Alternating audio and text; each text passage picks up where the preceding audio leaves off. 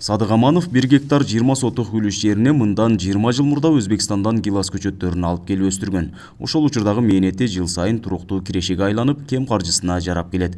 Кардарлар багбанды убара кылбай эле жыл сайын түшүмүн багынан сатып алышат экен. Кокон гиласы деп коет. Эң жакшы гиластар шулар азыр. 2003-2000 5 жылдан кийин мөө салышты баштады. 17 жылдан бери пайдасын көрүп жатам да. Сатабыз.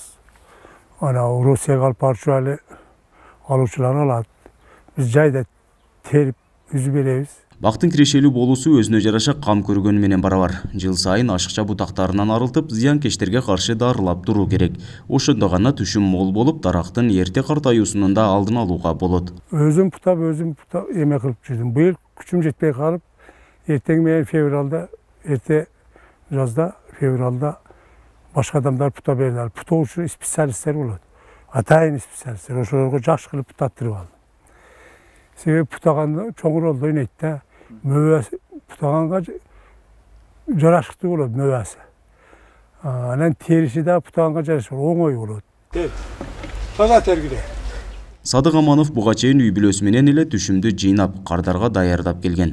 Акыркы жылдары жумушчуларды жалдап иштетүүгө аргасыз болуп жатат. Анткени дарактары чоңоюп, өз учурунда жыйнап алууга 40-50дөй жумушчу керек. Бак кичинеси да неме өзүбүз эле жыйып алат эдик бул түшүмүнү.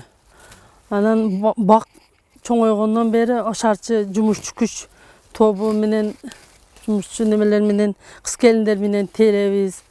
Нем сабагы менен тербесе болот экен да. 500дөн төлөө беребиз. Саат 8ден кечки 6га чейин иштешеттер. Бул мына гилас теришем кыйын экен.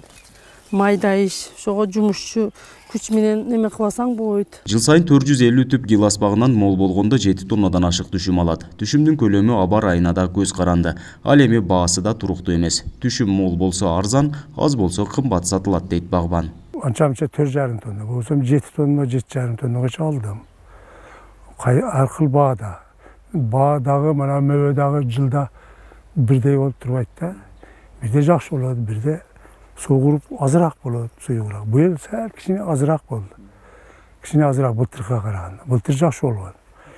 Былтыр жакшы болгон, бирок 170 тонна сатканбыз. Көп болуп. Быйыл аз болду, 280ден саттык. Баткен облусунун аймагында 1500 гектардан ашуун гилас багы бар. Жылына 5000 тоннага жакын түшүм алынып, Орусия, Казакстан жана ички базарларда сатылат. Нургазы Жайнаков, Регион телеканалы, Баткен облусу.